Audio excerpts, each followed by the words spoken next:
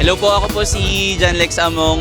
Isa po dun sa mga designers po ng float po ng municipality ng Brooks Point. So, yung inspiration po namin behind sa pag-create po ng float namin is yung coconut po na siyang kilala dun sa Brooks bilang Coconut Capital of Palawan. So, kung mapapansin nyo po dito, meron po tayong mga kilalang landmarks at yaman po ng Brooks Point. Makikita po natin dito yung Mount Maruyog, yung Tagusaw po na landmark natin na sikat din po doon. At ito po yung falls na nagre-represent po sa mga magandang falls sa Brooks. At ito pong maliit na kubo po, actually ano po yan siya, traditional po na kubo po ng mga ethnic groups doon sa Brooks. And ikot lang po tayo dito. Kung makikita nyo po, itong mga disenyo na to, hango din siya ulit sa bulaklak po ng nyog. Kung makikita nyo, ito po ay gawa sa bunot. Doon po namin kinuha.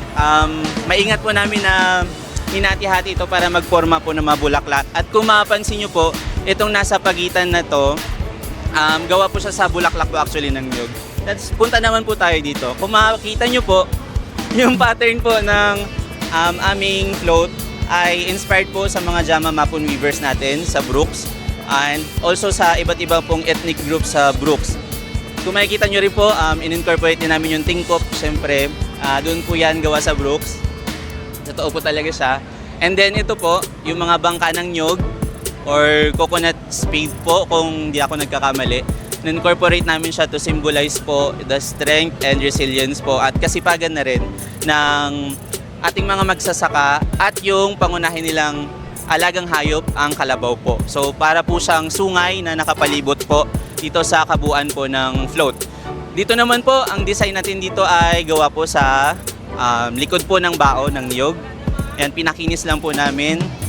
At dito naman po, bricks po na gawa rin sa bunot ng niyog na hinati-hati namin po para magmukha pong mga bricks. Dito naman po, gumamit kami ng synthetic material which is rubber slice. Para po kasi sa guidelines, kailangan na matibay daw po and durable yung magagamit po na materials. And then kung mapapansin nyo po yung pag-rubber cut po namin dito sa rubber slice na ito, hango pa rin po siya sa daan po or pattern po ng katawan po ng nyog. So ayan, represent nyo po yung iba't ibang mga elements na matatagpuan po sa Brooks. Nandito po yung nyog, yung mga gandang kagubatan po ng Brooks.